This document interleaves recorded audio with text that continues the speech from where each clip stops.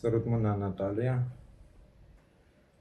și salut pe toți cititorii tăi care din întâmplare se vor opri și asupra cuvintelor mele, asupra acestei înregistrări.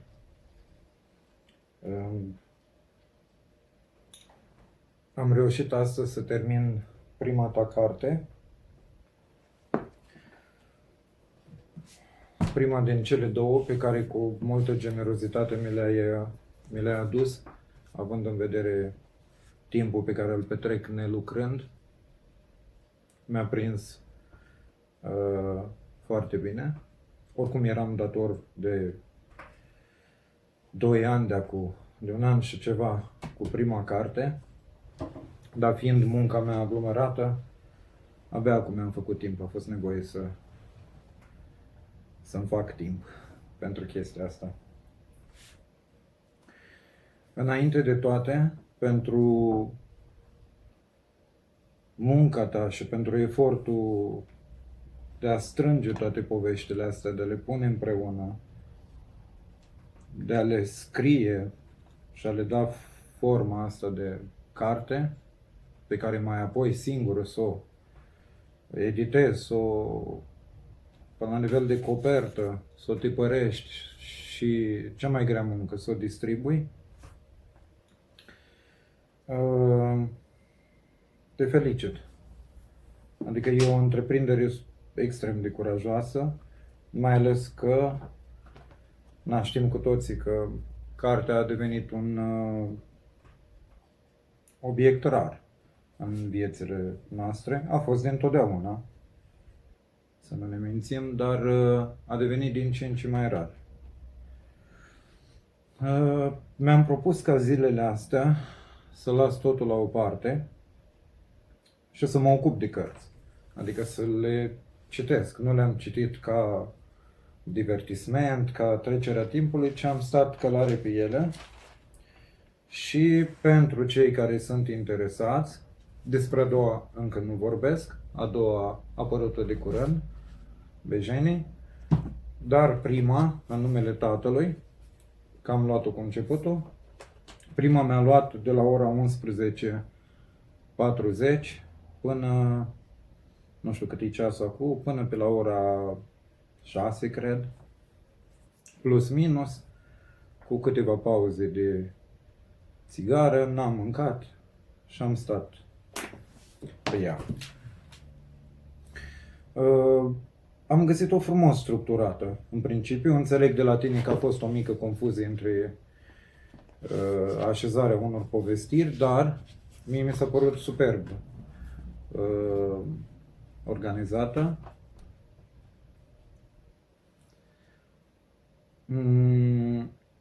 Ce vreau să spun de la început despre carte? O iau ușor pentru că mi-am notat câteva chestii. O să încep cu sfârșitul, cu concluzia, că poate cineva n-are răbdare să vadă chestia asta.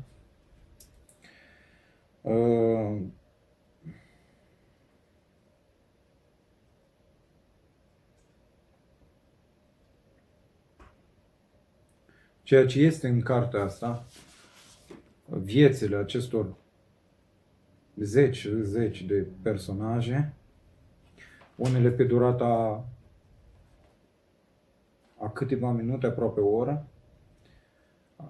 Viața altor personaje e privită pe 40 de ani, sau mai mult, cum e în penultima povestire. Partea bună este că tot ce în cartea asta, care este crunt, abisal de adânc, niște vieți și niște destine incredibile. Spuneam că partea bună este că e literatură și partea bună e că nu suntem noi personajele astea și din punctul meu de vedere cred că nimeni din cunoscuții mei. Partea proastă este că literatura și tot ce în cartea asta este din viață, adică e inspirată din realitate, sunt povești reale culese de tine și adunate toate între coperți. Deci am reușit să mă conectez la cartea asta foarte ușor. Știam de la început, m-am temut un pic de ea. Sunt două motive. Pentru că eu am studiat teologia și studiind teologie, tendința noastră, ca la toți, ca în toate profesiile, este să privești pentru o anumită lupă, pentru un anumit filtru oamenii. Și deformația mea este de a-i privi oamenii prin natura moralității sau a eticii sociale, dacă pot spune așa. Cum la psiholog este, indiferent de natura relațiilor lui, intră din prima în analize și te studiază, te bagă sub microscopul ăla, în patul ăla lui Procust, schematic, psihologic. Un doctor se uită la tine și își dă seama dacă ai boli sau vicii și așa mai departe. La mine a fost problema de moralitate, pentru că 15 ani am pictat în general la țară și tot ce povestești tu aici, vedeam și trăiam în fiecare zi. Și de ce spun că e avantajul că am pictat? Că dacă eram veterinar, poate nu știam toate secretele. Dar când ești pictor, ai legătură directă cu oamenii care îți aduc mâncare, oameni care vin, îți povestesc, lucrează cu tine, vin cu tot felul de bârfi, cu tot felul de povești. Și apoi cel mai important factor e preotul, care îți dă niște repere acolo în sat să te poți acomoda și să nu pici în fel de discuții, de bârfi, de capcane, de oameni care te invită, te cheamă și așa mai departe. Întâmplarea face că ai o povestire care e chiar în zona Bivolar, Santa Mare și eu am pictat acolo. Chiar acolo am făcut contact brutal cu o lume pe care nu o cunoșteam. Lumea aia în care la 8 dimineața cineva vine la magazin și cere un irinel și o columbeancă de băut. Și eu nu știam ce înseamnă asta. Și aveam să aflu stând la teșghea că columbeanca e sticla mare de spirit Mona și columbeanul era o sticlă micuță așa de suc de 0,25 de plastic de Fruity Fresh și le combina spiritul cu Fruity Fresh și evident că își făcea troscăul lui de dimineață.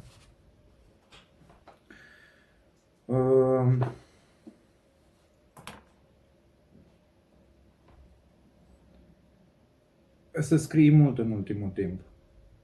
Extrem de mult. Mult și prost.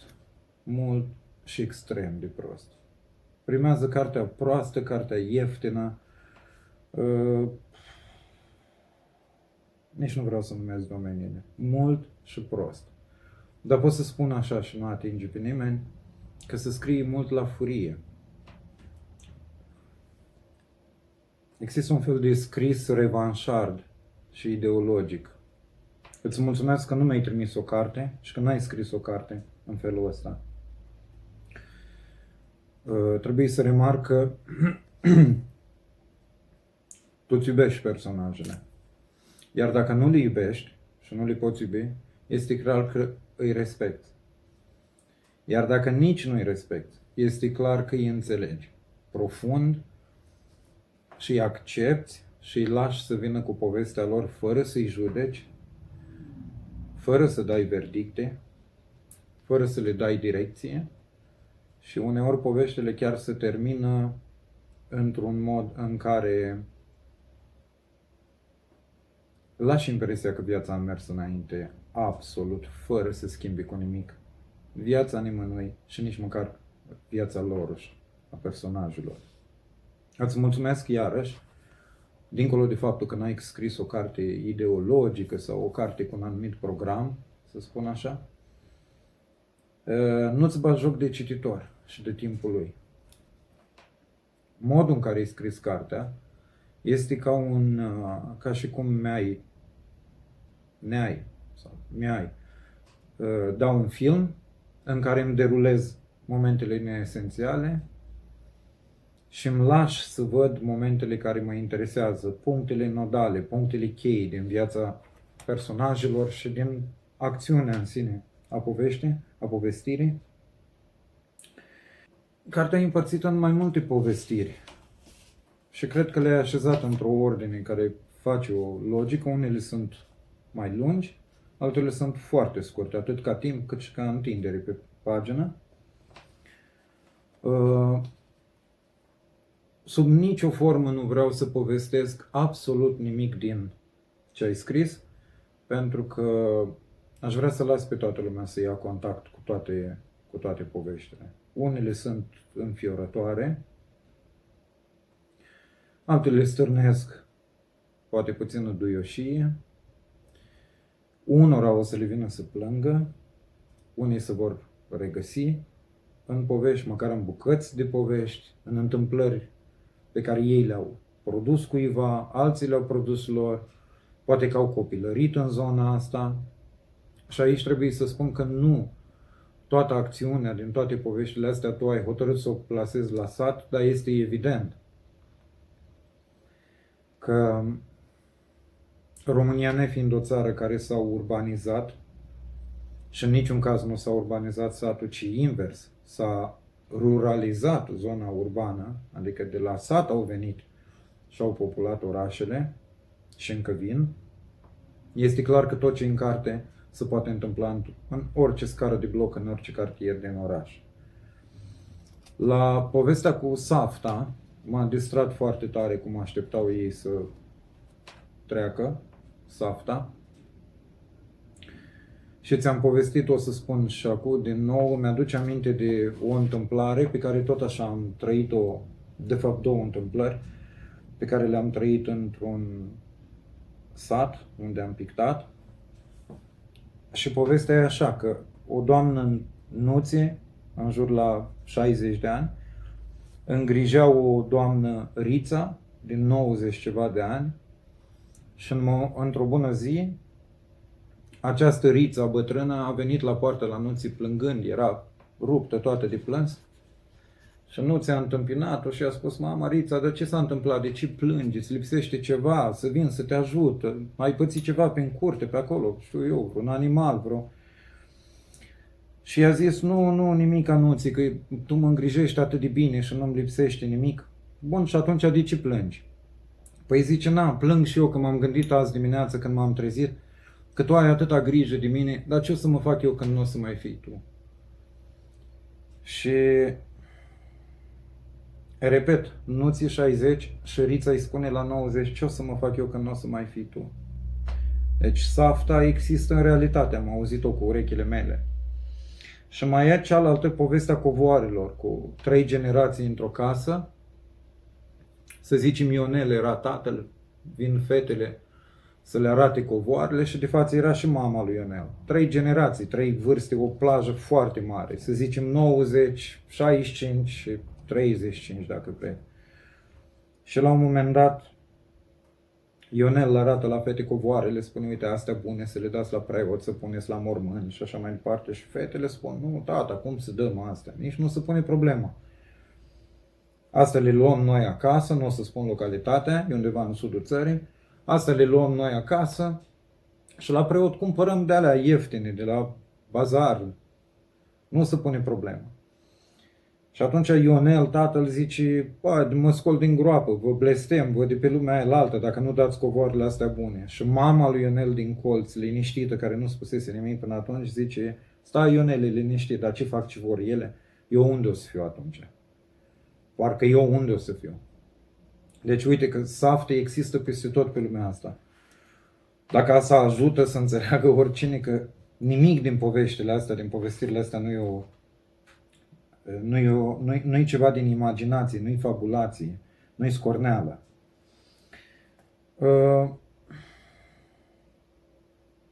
Alt lucru care mi-a rămas foarte tare în minte, întipărit, la înmormântarea lui Gogu, este un moment, dacă e nevoie o să le caut apoi, este un moment când moare Gogu și toate femeile alea care fuseseră abuzate incredibil, violate, bătute, ce le făcea Gogu în poveste, o văd o fetiță pe stradă trecând și o trimit acasă făcând o ștoarfă mică. În momentul ăla în care tu ai descris cum toate femeile abuzate au acoperit la urmă mortul și l-au tratat ca pe un prinț, a avut parte de o înmormântare incredibilă,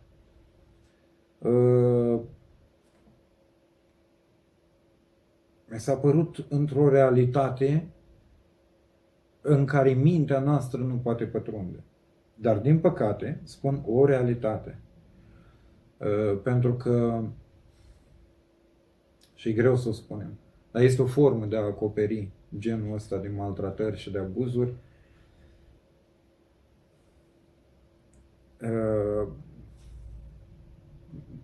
imposibil de cuprins în minte. Și aici mă bucur că ai reușit să descrii toate nenorocirile alea atât de subtil, încât eu am înțeles ce s-a întâmplat acolo, dar cumva, pentru câteva clipe eu am fost victimă, ca și cititor. Adică eu n-am văzut, se spune că o victimă nu-și aduce aminte clar de momentele alea, dar își aduce aminte chestii din jurul acelui moment. Ei bine, eu am rămas și doar atât o să spun, parcă vedeam eticheta la sticlele de bere cu gât lung și butoanele la tastatură. Adică e cumplit. Chestia asta, telecomanda aia, butoanele la telecomandă de la tastatura aia, și e ceva ce nu... e greu de digerat. E greu de digerat. Cred că trebuia pus disclaimer. Cine vrea să ocolească chestiile astea dure.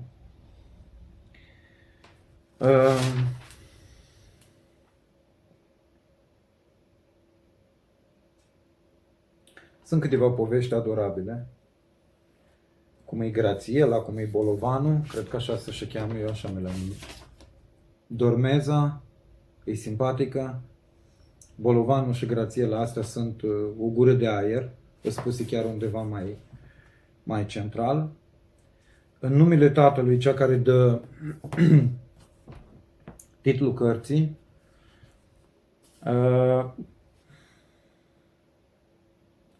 e din nivelul ăla, miniserii Netflix, fără îndoială. Nu-i numai grafic totul, visual, nu-i numai aspectul ăsta cinematic, așa pe capitole, dar întreaga desfășurare și tot ce e acolo e formidabilă de făcut un film. Din toată cartea, eu cu aia aș face un film. O să vreau acum, mi-au atras atenția câteva chestii.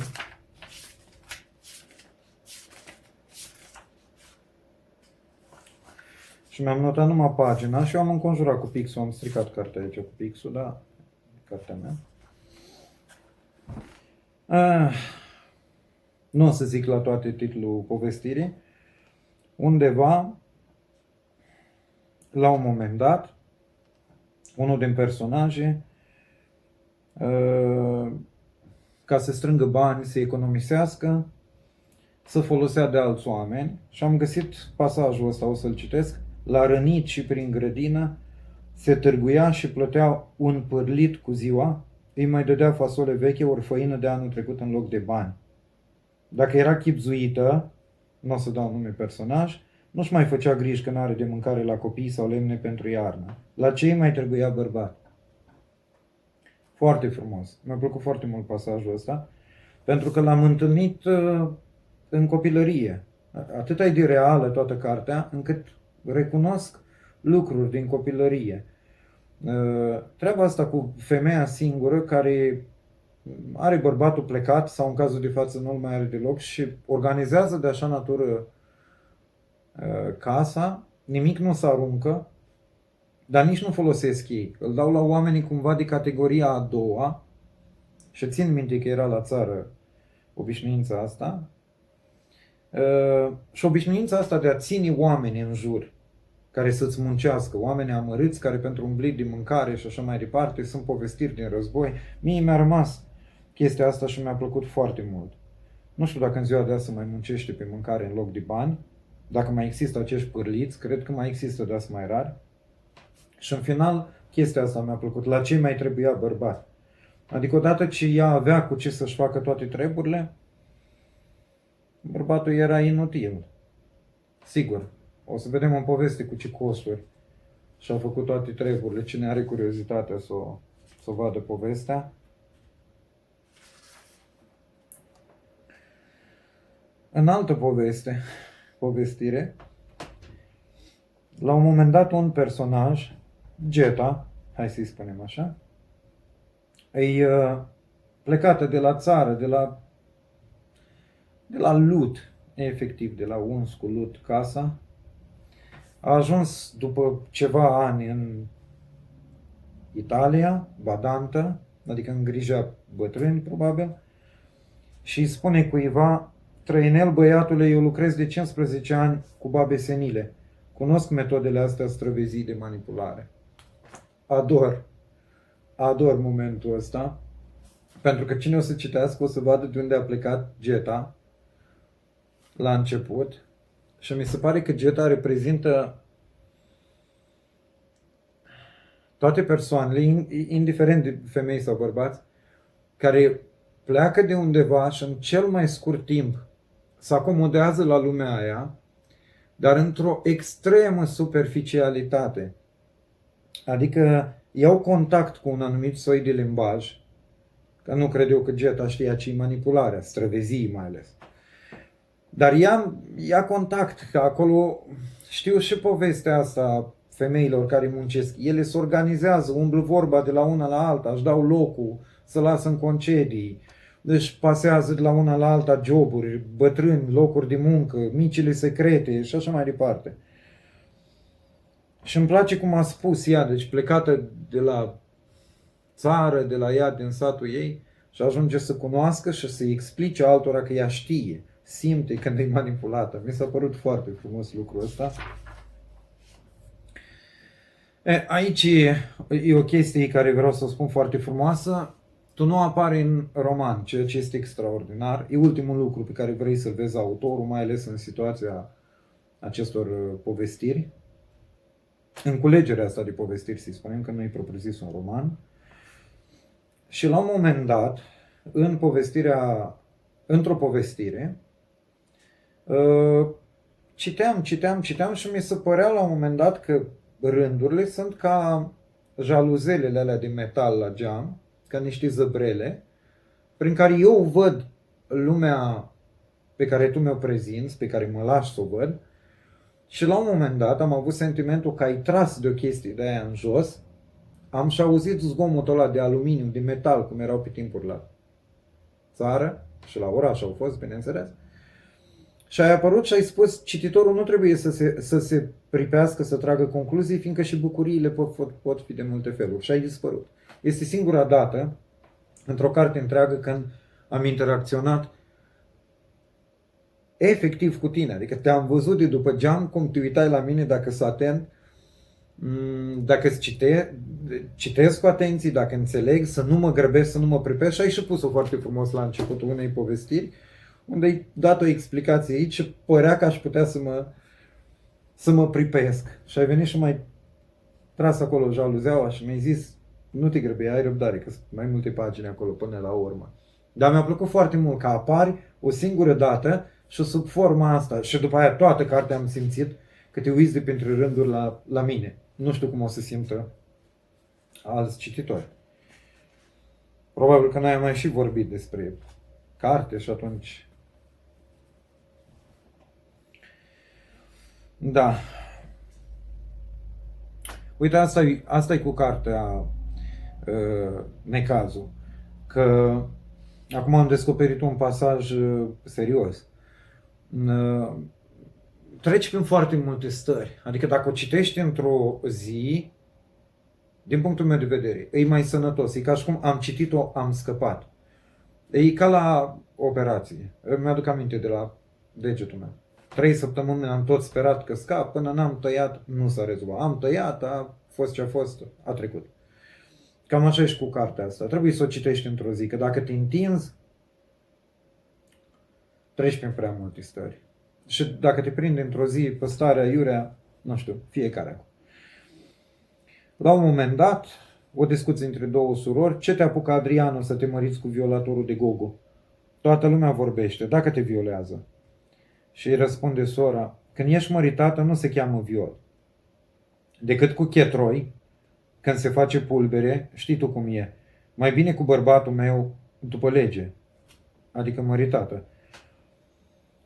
Și cealaltă îi răspunde, da, cred că da, e mai bine, știu. Nu o să dezvolt tot momentul și cum s-a ajuns la dialogul ăsta, dar este zguduitor. Tu ai cuprins de la bullying, să spun că e cea mai fină chestie din cartea asta, bullying-ul, cu gravitatea lui, este cea mai fină. Și de acolo începi să te duci în jos.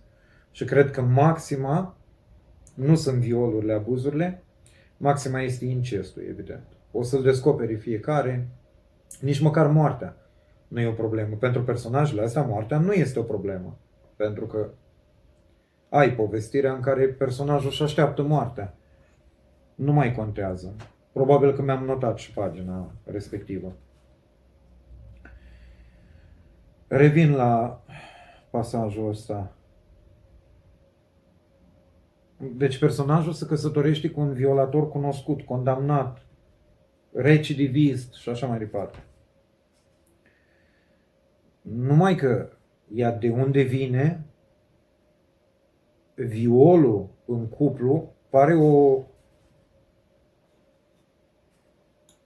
o salvare, o izbăvire. Asta doar așa ca să dau niște hinturi despre ce înseamnă abisal, când cobori în măruntaiele vieții umane, sociale. Însă și aici, în textul ăsta, apare o singură chestie care m-a pus pe gânduri, m-a trimis în meditații. Când ești măritată, nu se cheamă viol.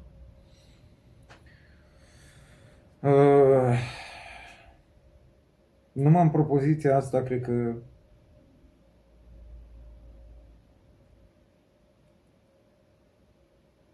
sute de cărți. Îs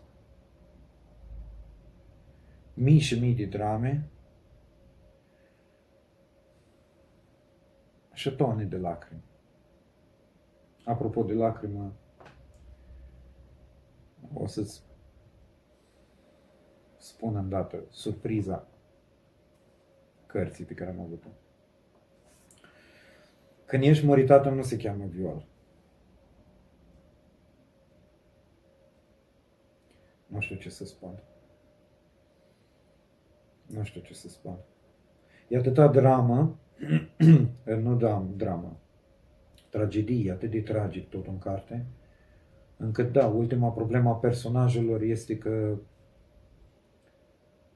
trebuie să fie împreună intim cu un violator, care e și soț. Dar asta spune multe despre o lume în care trăim, o lume patriarhală,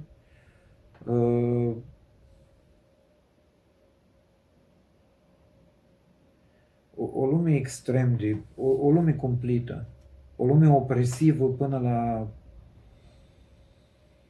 la sinucidere, până la vieți distruse, destine chinuite și nu pe o generație, ci cum arăți tu aici în mai multe povestiri, pe 3-4 generații. Ăsta m-a blocat foarte tare modul în care ai reușit să surprinzi mentalitatea femeii chinuite, din păcate.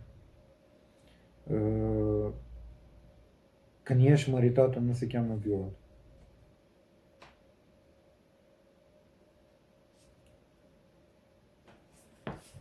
Nu eram pregătit pentru asta.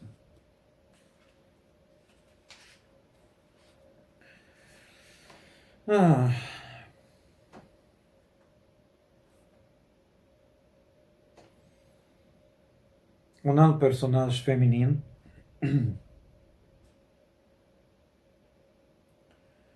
Cartea ta de altfel abundă în personaje feminine. E clar care e durerea satului, nu satului din carte, satului universal, satului românesc, satului balcanic, satului de oriunde din lumea asta, a comunității rurale, izolate, claustrate, niciodată aduse la zi. Două personaje, aș vrea să nu divulg cine doamna Cuaro. Și doamna Cuaro, să-i spunem așa, întreabă, aștepți moartea? O întreabă pe personajul feminin și zice așa, stau, nu aștept, mama așteaptă, acasă, în sat cu lumea aștept. Aici stai. Uitați-vă, a îndemnat-o pe doamna Elena, doamna cu mașina. Uitați-vă, aici nimeni nu așteaptă nimic. Aici doar se stă. Așa este, s-a gândit și a zâmbit discret străina. Aici nimeni nu așteaptă. Ce găselniță să te ascunzi de moarte în țintirim, în cimitir. Ăsta e un tablou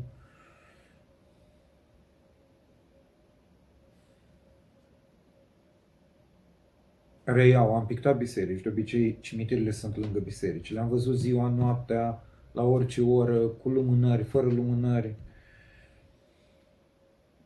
Am asistat la dezgropat, la îngropat, la tot ce se poate pe lumea asta. Am pictat cu morți în biserică. Noaptea.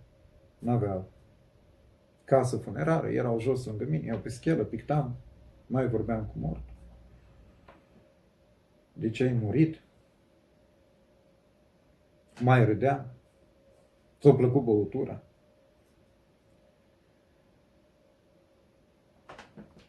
Dar nu m-am gândit niciodată cum un personaj, o femeie, poate să ajungă atât de chinuită încât să meargă în cimitir cu morții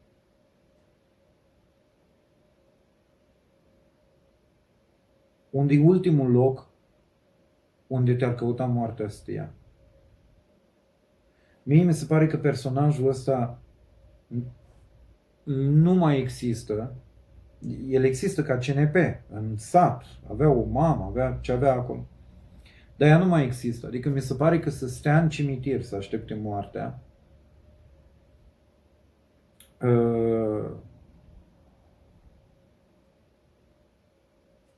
e ca strigoiul cumva, e între lumi. Ea încă nu e moartă, dar e moartă. Adică ea e moartă din cauza suferinței, e moartă pentru cei care au cauzat suferința,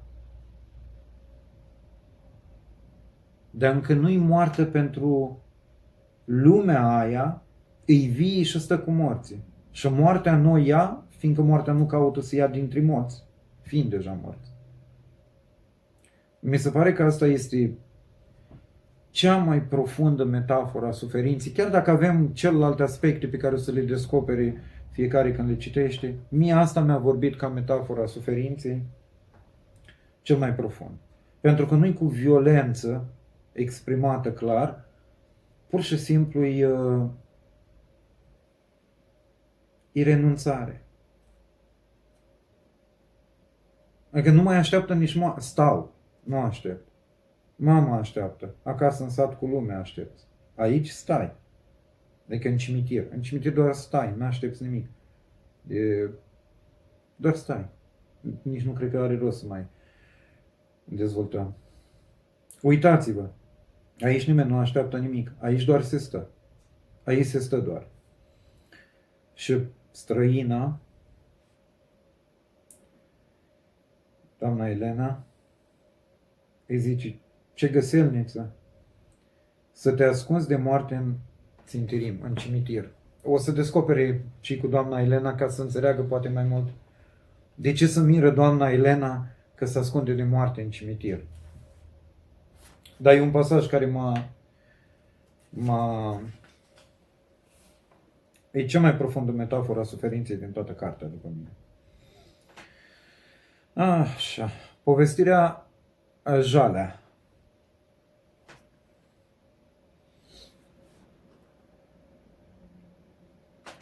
Într-un tren, într-o gară, într-un sat care nu există pe harte, Jalea. Și numele le-ai dat extraordinar.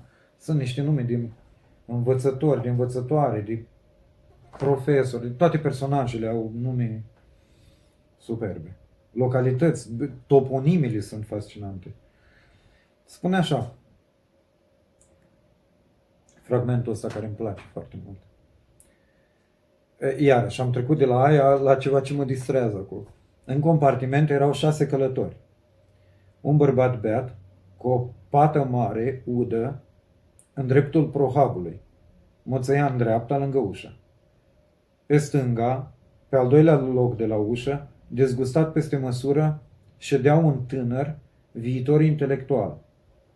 Se cunoștea după ochelari, hainele ponosite, odată elegante, și o carte a lui Jean-Paul Sartre în mână.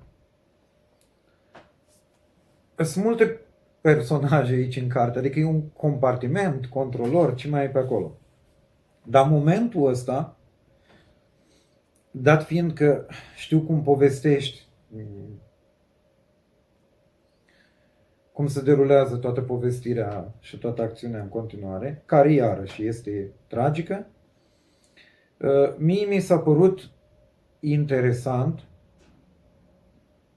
să-i alături în descrierii pe ăștia doi. Pentru că tânărul ăsta care era viitor intelectual, filozof și așa mai departe, care la un moment dat ajunge să cocheteze cu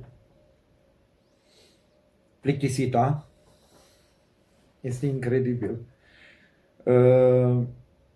Este pus lângă cel cu beat și cu pata udă la prohab. Mi s-a părut așa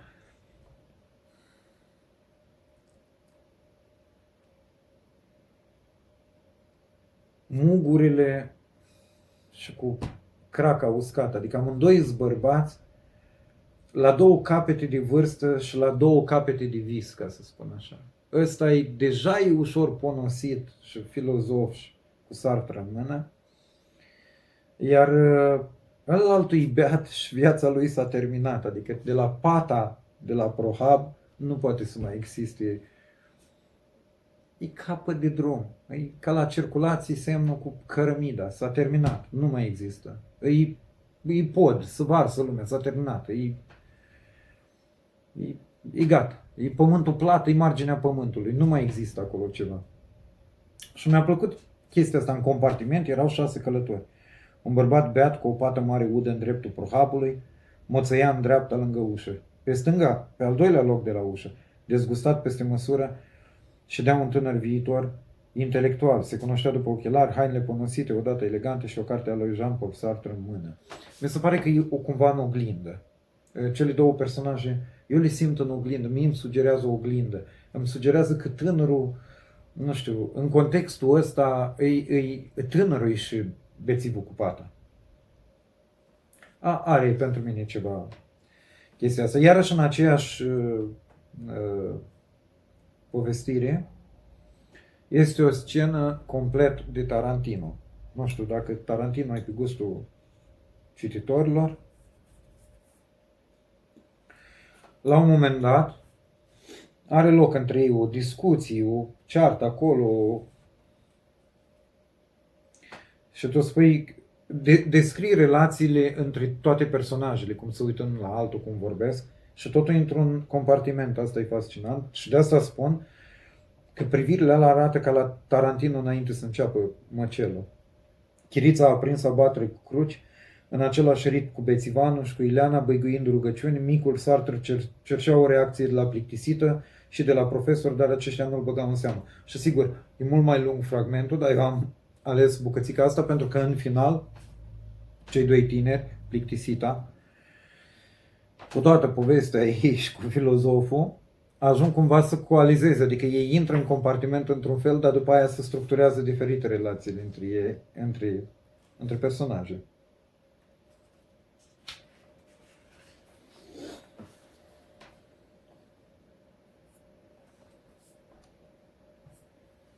Ăsta e iarăși un fragment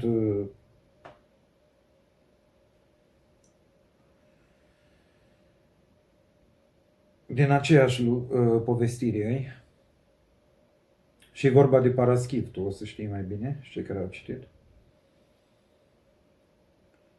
Și ca să scape de ei comunitatea, l-au mutat, i-au luat casă și spune așa, fragmentul ăsta pe care l-am înconjurat, se auzea într-o vreme că se angajase îngrijitor la o școală undeva într-un sat din Bacău. Dar cine îl știe? Nici nu ne mai interesează. Important e că am scăpat de el. M-a izbit la fel de tare cu înmormântarea violatorului, Gogu, sau cum îi zicea, Gogu, violatorul. Există mentalitatea asta, într-adevăr, că dacă noi am scăpat, nu scoatem la lumină, adică nenorocirea și nenorocitul care le produce. Dacă l-am izolat și l-am dat deoparte, noi am scăpat de el. Și îmi place că ai spus chestia asta, la care m-a lovit, mi-a dat în moalele capului. Adică nu contează, știi? Nu zâmbesc de povestea în sine, care este catastrofală. Dar cum ai spus tu, cine îl știe, nici nu mă interesează. E important că am scăpat noi de el. Satul ăsta, cetate, adică dacă noi l-am dat afară, l-am izgonit de la noi, să ducă să facă rău în altă parte, dar nu mai interesează, ne spălăm pe mâini. La fel și cu modul în care l-au acoperit toți pe Gogu, știi bine? Văd o paralelă aici. Chestia asta de a încapsula realitatea și adevărul. De fapt, asta e marea problemă cu toate abuzurile și din sat și de oriunde. Că toți încapsulează chestia asta, de rușine, de, nu știu, cutumile astea care sunt. Este o trăvitoare chestia asta. Dar modul în care ai spus-o, nu știu dacă e sănătos. Nu știu dacă eu sunt sănătos că am râs la chestia asta, dar faptul că nu-l mai avem, noi am scăpat de el, să le ia dracu, nu ne mai interesează. Da.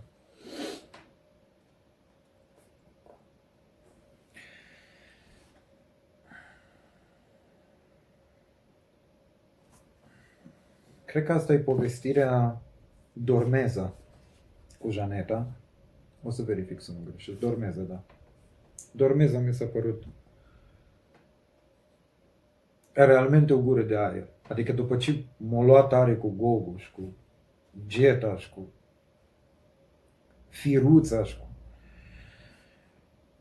În anul următor, Janeta și-a cumpărat covoare scumpe, mobile noi, dar mai ales un dormitor matrimonial deosebit, cu patul de 1 hectar, de 2 ori cât Dormeza cea veche. Nevasta și-a comandat cerșafuri mari, speciale, pături cu 2 fețe de vară și de iarnă pe măsura saltelelor, 4 perne și cuverturi de mătase. A amenajat un dormitor absolut magnific. Și îl cuplez cu celălalt, alăturat, pe patul de 1 hectar, Janeta a dormit pe jumătatea ei, supărată foc pe Nicolae. Concediul se termina. Janeta cu Nicolae, 2 soți, am înțeles, el pleacă și tot muncește ani de zile, tot îi ia ei, își mărește casa, ea își face, schimbă. Partea asta cu Janeta, care și-a cumpărat pat de 5 mai mare, covoare și toate astea, ilustrează cel mai frumos în străinare. De altfel, povestirea se termină minunat. Dar ilustrează în străinarea asta dovadă că concediul, zice aici, s-a terminat. Când ei s-au certat, s-au culcat separat. Nu vreau să divulg mai mult. Ce vreau să spun este că pasajul ăsta l-am întâlnit în viața mea. Adică genul ăsta de l-am întâlnit proxim. Genul de obicei de ăsta, să-i spunem de Janeta, unde soțul e plecat, trimite bani acasă și ea acasă își cumpără din ce în ce mai mult, din ce în ce mai mari perdele, își face frumos, ca o cucoană. Și la urmă, e atât de mare totuși, atât de străin Nicolae, încât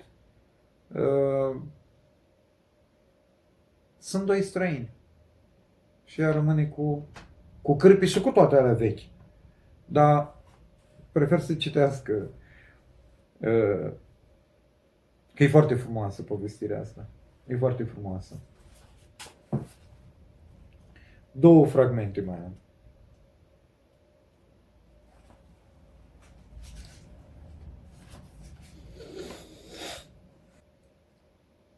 Un fapt divers de viață mi-a atras atenția. De data asta nu e ceva foarte grav. E foarte grav, dar nu e grav în raport cu restul.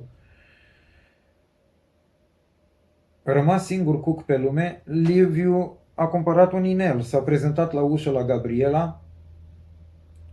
Silviu, scuze, a cumpărat un inel, s-a prezentat la ușă la Gabriela cu intenția de a o face femeie cinstită. I-a deschis doctorul, fostul soț, în halat de casă. Se vedea că nu are chiloți pe dedesubt.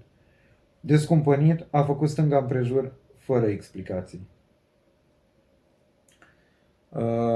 Mi-a plăcut toată povestirea asta. Toată. E printre favorite. Am un top, nu o să-l spun. Dar în momentul ăsta mi s-a părut atât de duios când el, să știi bine prin ce a trecut el, și modul în care s-a dus la amantă, care împărțea casa cu fostul soț, el crezând că dacă au un perete să-i despartă, cum toți cred că dacă soții s-au despărțit, e gata. Și mă distrează naivitatea, nu știu, duioșia lui cu care s-a dus cu inel, nu oricum, să o ceară în căsătorie și până aici totul e ok. Dacă ne-a deschis fostul soț, mi se pare la fel, e de film. Chestia asta este incredibil. Adică să te duci, să-ți ceri în căsătorie amanta și să-ți deschidă fostul ei soț. Momentul, în sine, toată povestea, e fapt de viață. E fapt de viață, e întâlnit. Sunt unele lucruri la care nici nu m-am... O să spun îndată și despre asta. Nu m-au atins. Am ajuns la cel mai important. S-a nimerit să fie la urmă.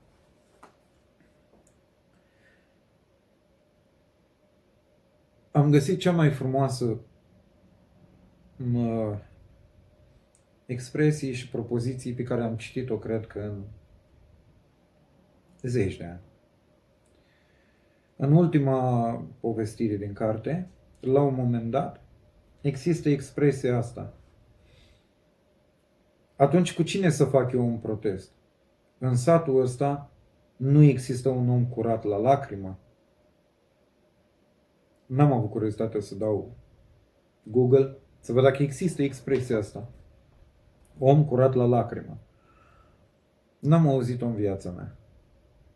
Nici nu credeam că se poate o expresie mai frumoasă ca asta. Am auzit de curat la suflet, am auzit de tot felul de curat la lacrimă. Dacă există expresia asta în zona unde stai, zona de unde te tragi sau de unde ai cules, bravo. Dacă ai inventat-o tu,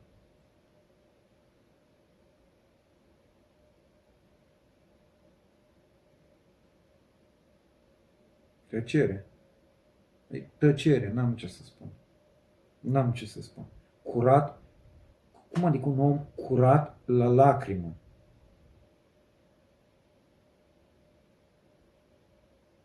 Nu există puritate mai mare pe lumea asta și în corpul nostru, în toate fluidele, decât lacrima.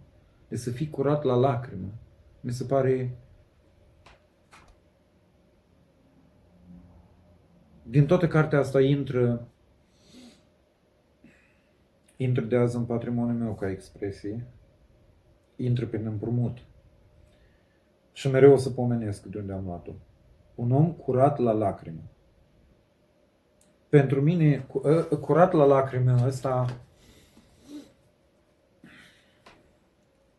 e raza aia de speranță dintr-o carte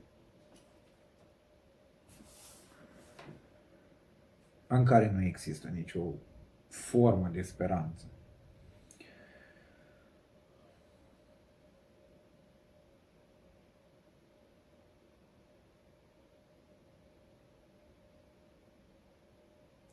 pot să spun decât că mă bucur. Mă bucur că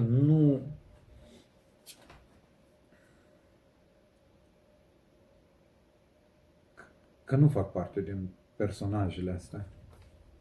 Există cărți în care mă regăsesc ca personaj, ca frânturi din mine. Aici e greu să găsesc ceva. Toate personajele le-am văzut, le-am trăit, le cunosc, am dat mâna cu ele, am mâncat, gătit de ele, nu știu, m-au ajutat, au pus mâna pe mine, îi cunosc.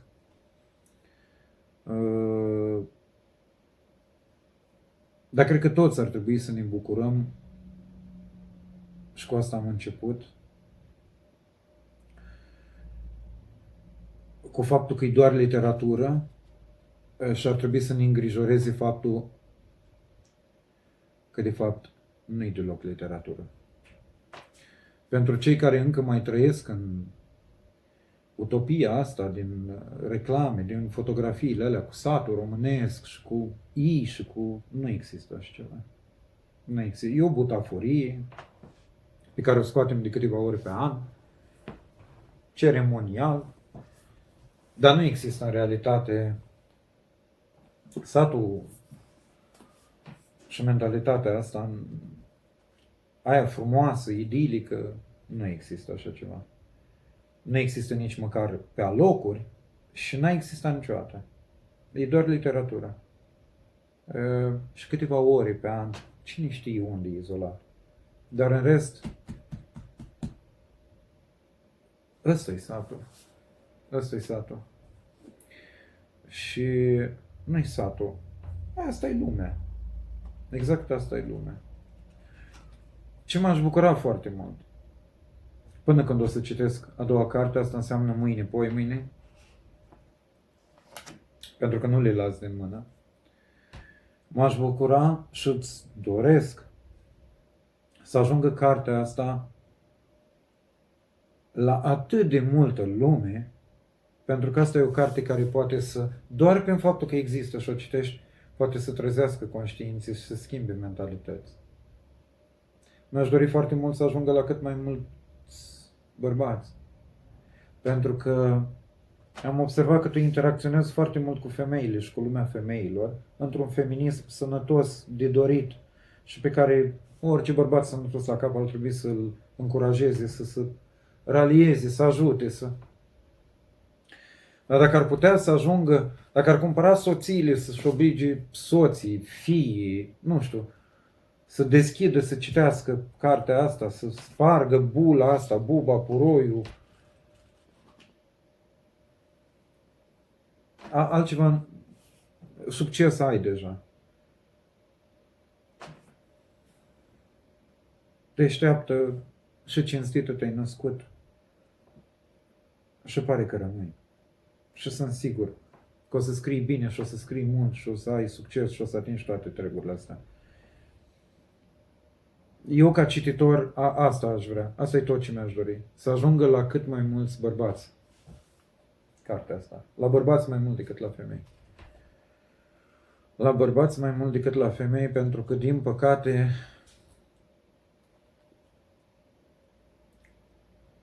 e mult de muncă.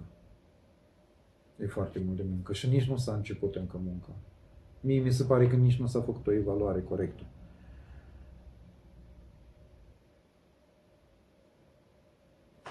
Asta e cartea. Îți mulțumesc mult pentru carte. Îți mulțumesc pentru dedicație. Și de ce nu? Îți mulțumesc că ne-am apropiat și că vorbim de fiecare dată cu orele